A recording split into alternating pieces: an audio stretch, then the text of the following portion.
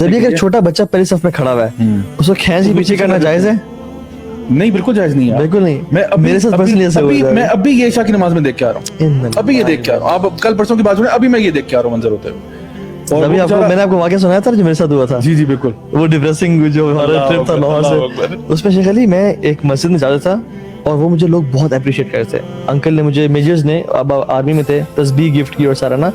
Doctor ने कहा कि आपके बेटे को देखे हमने नमाज शुरू कर दी। ये 4/5 की बात है, जब मैं दीन में था, फिर जाहिल हुआ, फिर दीन में आया। ठीक है, तो मुझे वो टाइम था। तो अब बाकी एक्सटेंशन होगी तो हम एक और कॉलोनी में चले गए। वहाँ मस्जिद थोड़ी दूर थी, लेकिन मैंने कहा यार रूटीन तो डेवलप करनी है। मैं मस्जिद में गया और कुछ दिन हुए थे, मैं पहली सफ में खड़ा हुआ। एक बुजुर्ग अंकल ने मुझे पकड़ के ना पीछे किया, उन्होंने कहा बच्चे पीछे।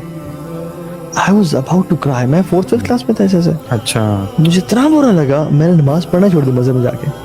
फिर मैंने घर पढ़ना शुरू कर दी, तो फिर अल्टीमेटली घर पढ़ना भी मैंने छोड़ दी।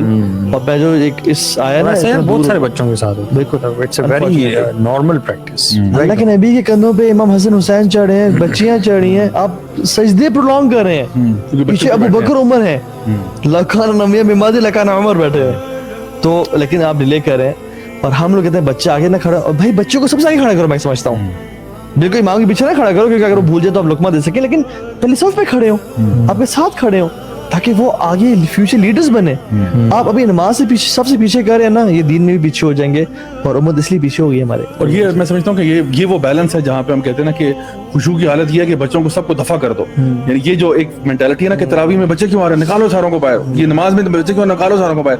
यानी इतना आपका खुशू जो है वो नबी के खुशू से ज्यादा हो गया, जो कि बच्चों के साथ भी नमाज पढ़ रहे हैं, अपने कंधों पर बिठा के भी नमाज पढ़ रहे हैं। और फिर जब रुकू में जाते नीचे उतार देते, सजदे में जाते नीचे उतारते, उसके बाद दोबारा उठा लेते। ये नहीं कि छोड़ दिया कि चलो अब उतार दिया, चुप करके बैठा तो ठीक है, सजदे से वापस उठ रहे, दोबारा कंधों पे बिठा रहे।